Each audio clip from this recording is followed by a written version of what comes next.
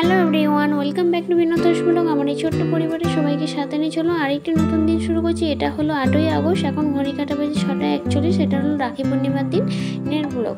আর আজ তাহলে তোমার সাথে শেয়ার করবো সকাল 6:41 থেকে দুপুর 1:45 মধ্যে সংসারের সমস্ত কিছু কাজকর্ম বজায় রেখে কী করে এই বৃষ্টি বাদলের দিনে সমস্ত কিছু কাজকর্ম টাইম মতো কী করে সমস্ত কিছু কাজ গুছিয়ে করি, সেটাই চলো তোমার সাথে শেয়ার করছি।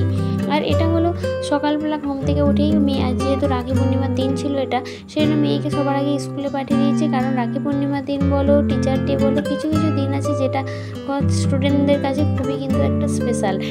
সেই জন্য রাখি পূর্ণিমা যেহেতু হবে, আজকে যেহেতু রাখি পূর্ণিমার দিনটা ছিল, সেই জন্য মেয়ে আগের দিন রাত থেকে ব্যাগের মধ্যে রাখি, চকলেট, সমস্ত কিছু ওর প্রয়োজন জিনিসপত্র গুছিয়ে নিয়েই কিন্তু রেখেছিল। আর ওকে ও যখন গুছিয়েছে তখন আমিও ভাবছি যে আমরাও ওই রাখি পূর্ণিমার দিন স্কুলে কতই না আনন্দ করতাম, তাই না? আর এদিকে তো বৃষ্টির কাজ তো অনবরত বৃষ্টিতে পড়েই যাচ্ছে। আর এদিকে চলো চা নিয়ে যে একটা রুমের মধ্যে চাটা আগে দিয়ে আসি, তারপর তোমার সঙ্গে বাকি কথাগুলো হচ্ছে। এটা হলো শ্বশুরমশাই রুম, উনি ফ্রেশ হতে গেছে অন্য রুমে, এই যে চাটা ঢাকা দিয়ে রেখে দিয়ে গেলাম। এবার চলো আমাদের রুমের চাটা নিয়ে যাই, নিয়ে গিয়ে খাওয়া দাওয়া করে নিই, তারপর ওদিকে বাদবাকি কাজ করবো। বৃষ্টি বাদল যাই হোক না কেন, আমাদের গৃহিণীদের প্রতিদিনের কাজ তো আমাদেরকে প্রতিদিন করতে হবে, তাই না? আমাদের ডেলি কাজ তো বন্ধ করা যাবে না, কারণ আমরা যদি আমাদের কাজকে যদি অগ্রাহ্য করে যদি ফেলিয়ে রেখে দিই, তাহলে সেটা দেখবে একটু অবহেলা অযত্নের মধ্যে সেটা কিন্তু আরও অগোছালো হয়ে পড়ে থাকবে, যেটা একদমই কিন্তু দেখতে ভালো লাগবে না, আর সেখানে কাজ করতেও ভালো লাগবে না। আর এখানে চলো চায়ের ওদিকে সব খাওয়া দাওয়া হয়ে গিয়ে চিকেন রুম থেকে আবার চায়ের বাসনপত্রগুলো বের করে নিয়ে এসে রেখে দিলাম, রেখে দিয়ে আর এদিকে চলো আরও কিছু কাজকর্মগুলো আছে, কারণ সবে তো সকালটা শুরু হয়েছে। সকালবেলা কাজ করতে শুরু করলে কাজ শেষ হওয়ার তার ঠিক ঠিকানা থাকে না।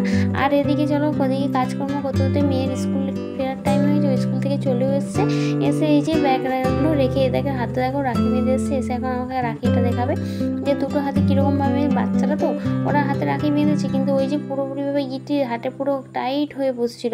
তবে ছেলে মানুষ, ওদের ভালো আর মন্দ এখনও ওদের সে বোঝার মতো অতটা নেই। ওরা যে রাখি পড়েছে বা বেঁধেছে এটাই কিন্তু ওদের কাছে অনেক।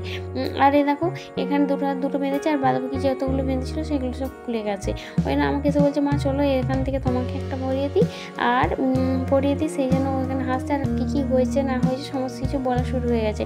আবার হ্যাঁ, রাখি তো দিয়েছে, পড়িয়েছে, তার সাথে ওদের কিছু ক্লাসের টিচাররা ওদেরকে আবার কিছু দিয়েছে, তার সাথে এদিকে পরীক্ষার রুটিনও দিয়েছে, যেটা আমি দেখছি যে কবে কি পরীক্ষা দিচ্ছে। আর সেই জন্য রুটিনটা দেখে নিলাম। আর কি বলতো, এই রাখি পূর্ণিমার দিনে আমরা যখন প্রাইভেটে যখন যেতাম না, তখন আমরা সবাই একসঙ্গে 10 টাকা 5 টাকা করে এরকম করে সব চাঁদা তুলে একসঙ্গে গ্রুপের মধ্যে তুলে সব কেনাকাটা করতাম, কিনে এনে সেই খাবারগুলো সবার মধ্যে খাওয়া তো রাখা হতো। একটা সেই দিনগুলোই ছিল একটা অন্যরকম, যে সেই সব দিনের আনন্দগুলো এখনকার ছেলে মেয়েদের মধ্যে আছে হয়তো সেরকমভাবে নেই। এখনকার দিনে শুধু মানুষ টাকাটাকে বোঝে, কিন্তু সেই আমাদের তখন অল্প টাকার মধ্যেও কিন্তু ভালোবাসাটা কিন্তু অনেক ছিল। এই যে স্কুল থেকে গিফট দিয়েছে, স্যার একটা করে কেক দিয়েছে, আবার একটা বন্ধু ওকে চকলেট দিয়েছে, সেগুলো চলো দেখেছে। এদিকে চলো রুমটা ভালো করে পরিষ্কার করে বিছানাপত্রগুলো গুছিয়ে নিয়ে ওদিকে রান্নাঘরগুলো সমস্ত কিছু ক্লিন করে নিয়েছি। আর তোমার সাথে যেটা বলছিলাম সেটা হলো যে তখনকার দিনে আমাদের কাছে, হ্যাঁ হয়তো এখনকার ছেলে মেয়েদের মতো আমাদের কাছে তখন হয়তো অতটা পয়সা থাকে না, কিন্তু অল্প পয়সা থাকতো, কিন্তু সেই অল্প পয়সার মধ্যেও পয়সা কম থাকলেও আনন্দটা কিন্তু বেশি ছিল, ভালোবাসাটাও কিন্তু বেশি ছিল।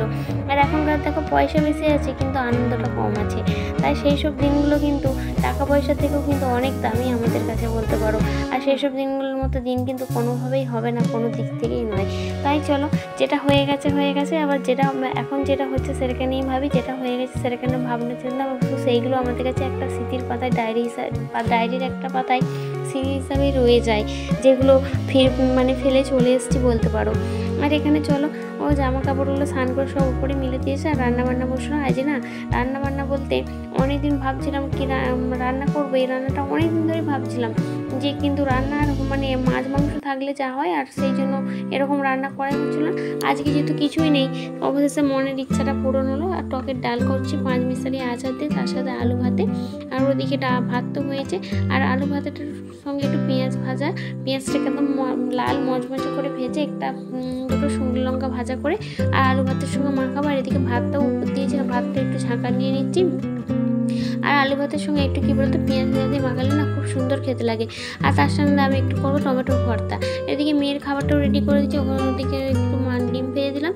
আর কিছু মাছ ছিল, সেই মাছগুলো আলু দিয়ে ডিম দিয়ে একদম ভেজে একদম, আর কিছু মানে ডালের বড়ি ছিল, সেগুলো দিয়ে একদম একটা মানে মাখা মাখা তরকারির মতো করে নিলাম। আর যাই হোক, এদিকে আলু ভাতটাও রেডি হয়ে গেছে, আর এদিকে টকের ডাল। আর এই দুপুরে তাহলে লাঞ্চের মেনু হলো তোমার ভাত, তার সাথে পাঁচমিশালি একটা টকের ডাল, আর মাছ দিয়ে আলু দিয়ে একটা তরকারি। আর আজকের মতো এখানে আবার দেখা